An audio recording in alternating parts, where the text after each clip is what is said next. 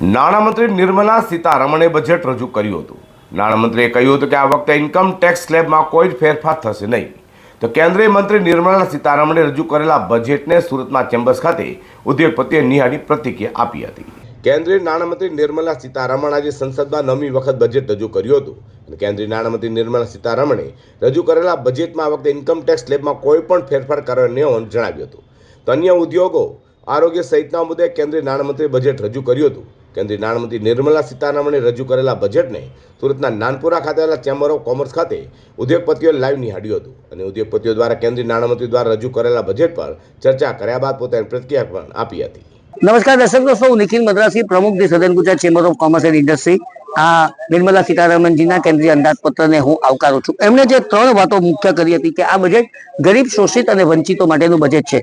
એ બજેટની જોગવાઈઓ જોતા સ્પષ્ટ થાય છે કે તેમણે આ ત્રણેય વર્ગનો સારો એવો ખ્યાલ રાખ્યો છે। આર્થિક વિકાસ તેજ, સતત અને નિરંતર એ કોઈ પણ દેશ માટે અને ખાસ કરીને 7% વિકાસ દર એ એક મોટો પડકાર હોય છે, પરંતુ આ બજેટની જોગવાઈઓ જોતા એવું લાગે છે કે એ ચોક્કસ જ એનું સપનું સાકાર થશે। લોકોની આકાંક્ષાઓ પૂરી કરવા માટે અને સબકા સાથ સબકા વિકાસની પણ તેમને પરિકલ્પના કરી છે, તે પણ આ બજેટની અંદર જોતા એવું લાગે છે કે આ અપેક્ષાઓ પરિપૂર્ણ થશે।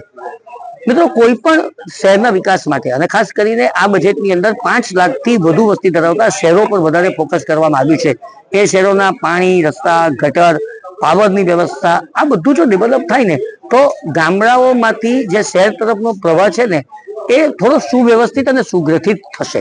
એ બહુ જરૂરી છે। સુરત તો બહુ વિકસિત છે, પરંતુ બધા જ શહેરો આ રીતે વિકાસ પામે તો આ દેશનો સિનારીઓ આવનારા દિવસોમાં અલગ હશે। કેન્દ્રીય નાણામંત્રી નિર્મલા સીતારમણે વિવિધ ક્ષેત્રને લઈને વિવિધ જોગવાઈઓ સાથે રજૂ કરેલા બજેટને સુરતના ચેમ્બર ઓફ કોમર્સ ખાતે ઉદ્યોગપતિઓએ લાઈવ નિહાળ્યું છે।